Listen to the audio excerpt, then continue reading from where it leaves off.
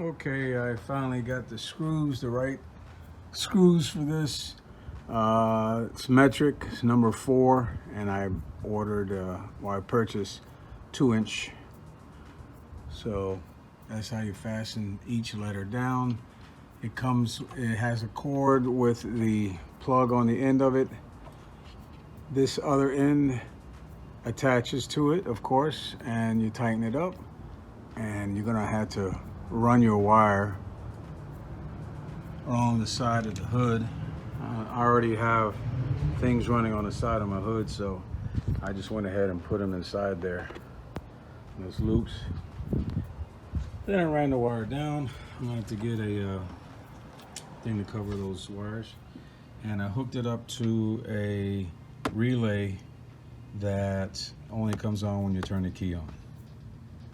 So there you have it. Let me show you the rest.